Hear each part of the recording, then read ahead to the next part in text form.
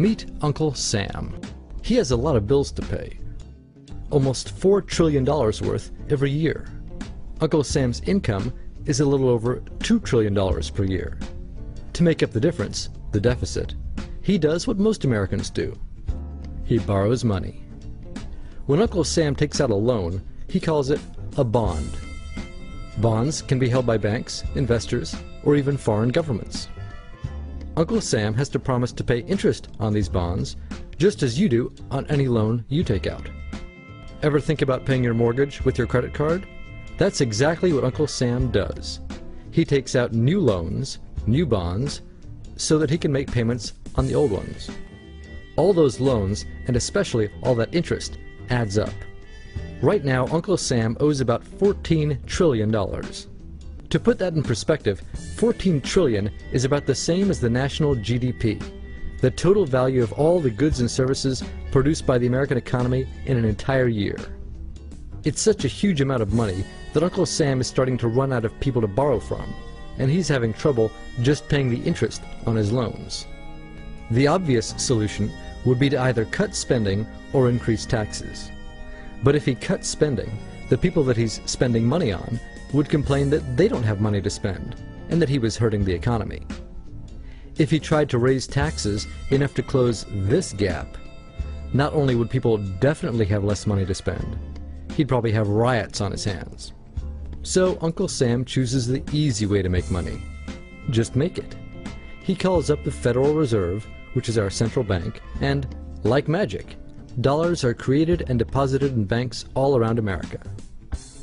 The problem is that the more of something there is, the less it's worth. Same goes for the US dollar. The more dollars there are, the less each one will buy. That's why commodities like gasoline, food, and gold become more expensive when Uncle Sam does his money-making magic. The commodities aren't really worth more. Your money is just worth less. That's called inflation. Remember the foreign governments that lent money to Uncle Sam? When they lent money to the American government, something interesting happened. It made the US look richer, and their countries look poorer. When a country looks poor compared to America, $1 of our money buys a lot of their money. So they can pay their workers only a few pennies a day. With such low labor costs, they can sell their products in America for lower prices than any American manufacturer can. The easiest way for American companies to compete is to move their factories overseas and pay their workers a few pennies a day too.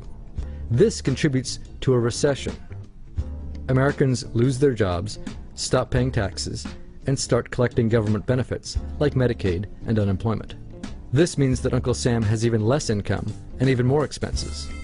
At the same time, the people who still have jobs are desperate to keep them, so they tend to do more work but not to get paid anymore. When your dollars are worth less and you're not earning more of them, that's called stagflation. And this is why Uncle Sam is in a catch-22. He can't raise taxes or cut spending without making the recession worse. And he can't have the Federal Reserve create more money without making inflation worse. For now, he can keep borrowing money, but since he can't even pay the interest on the loans he already has, it just makes his inevitable bankruptcy even worse. Whether it's in 2 months or 2 years, the day will come when Uncle Sam can no longer pay his bills. When that happens, the banks, investors, and foreign governments who are counting on that money won't be able to pay their bills. You see, just like Uncle Sam, governments, banks, and corporations don't actually have much money. Mostly, all they have is debt to each other.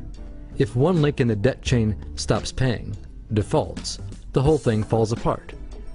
If investors can't pay their bills, corporations won't be able to pay their employees.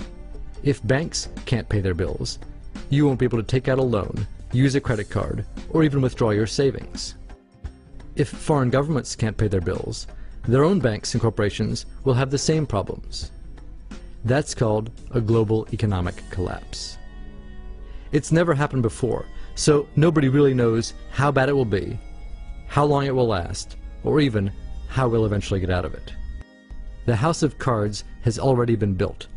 There's no painless way to dismantle it now. All we can do is to educate each other about what's actually going on, and to prepare for what may be very extraordinary circumstances.